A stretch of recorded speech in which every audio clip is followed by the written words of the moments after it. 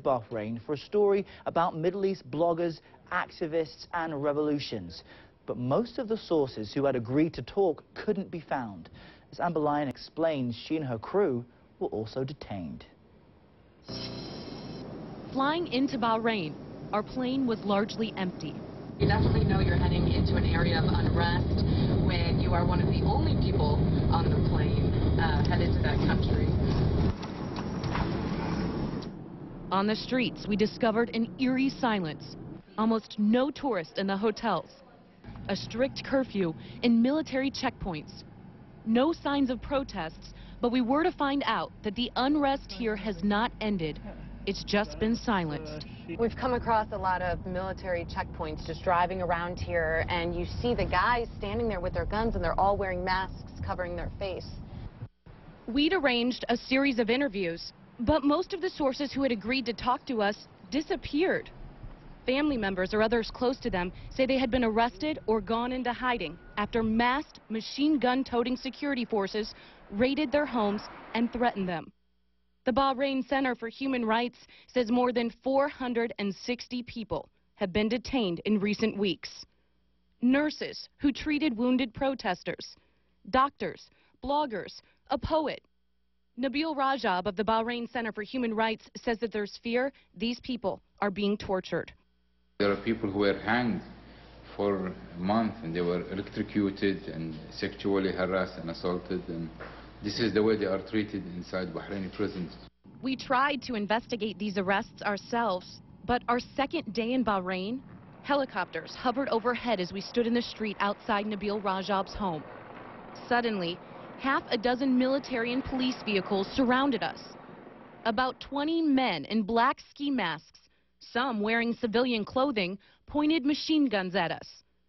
They forced us to get on the ground at gunpoint. They erased all the video they found. Then we were taken to a police station and interrogated for nearly 6 hours before being released. Bahrain's foreign minister couldn't tell us why we were arrested. To scare somebody not to say anything, or to scare someone not to express his views. This is not a government policy. We asked him about the missing. There were many who I know personally who've been called in for questioning and arrested, but for a short period of time it was for questioning. But I didn't hear that any one of them being harmed in any way just for blogging or being active online. From this point on, government minders were attached to our team at all times. They would not allow us to film any of the tanks or military.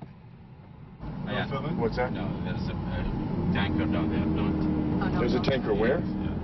The tank. This doesn't want to. I don't want them to come to you and. Come on, we have. How can we not shoot this stuff? No. And our minders told us that there were no protests. If there's Can we do the a protest, today, Lieutenant? Can we film the protest? What process? There's no process. Say to do the process. Instead, our minders brought us to see the nice things in Bahrain. They brought us to the shopping mall to look at the fine selection of Bahraini shoes. Meanwhile, while we were being minded, human rights workers told us security forces continued to raid homes late at night, taking the opposition away one by one at gunpoint. As a security, national security. But we were warned by government officials not to press any further, or we would again be arrested. Are those guys following us all day? Oh. The police? No, they are not following us. And this time, we might not get out. All right, Amber Lyon joins us now from CNN Center with to elaborate on what we've just witnessed. Amber, I'm wondering what your 6-hour detention was like and what justification the government gave for having such tight control over what you could and could not see. Well, to this day, we haven't been given any justification as to our arrest, and they say that right now, due to matters of national security, that's why they're preventing the media from really getting to see the overall picture of what's going on in the country right now. When we were in detention for those 6 hours, we were treated well. We weren't harmed, and we were each taken away one by one individually and questioned. At some points, we were asked pretty personal questions about our religion and whether we were married, had families. After that, we were released after those 6 hours to go back out and start filming. But as you saw in the piece, we were extremely limited in what we were able to shoot. Errol? And of course, the issue in Bahrain is there is a Shia majority that is ruled by the Sunni minority. I know that you were able to put some more content together for us. What will we look forward to tomorrow?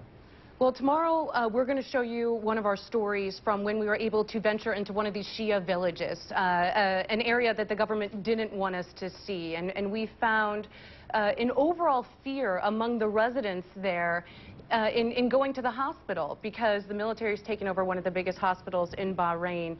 So we found people who are treating themselves. Some of them have bullet wounds at home because they'd rather do that than enter one of these hospitals because they fear they're going to be arrested. And another thing to mention, too, over the weekend, we learned that Nabil Rajab, the human rights activist whose house we were detained outside of, was referred to the military for prosecution. And this referral came after Rajab published pictures on Facebook of a man who died in police custody, whose body appeared to show signs of torture. The Bahraini government says the images were fabricated.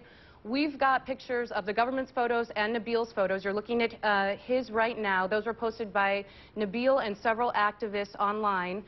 You can see obvious markings of apparent signs of torture. Now, that picture you're looking at right now, that came from the Bahraini government. They say that was taken by the medical examiner. They say this man who died over the weekend was not tortured, was rather an unruly prisoner, and guards were trying to detain him, and that's when he passed away.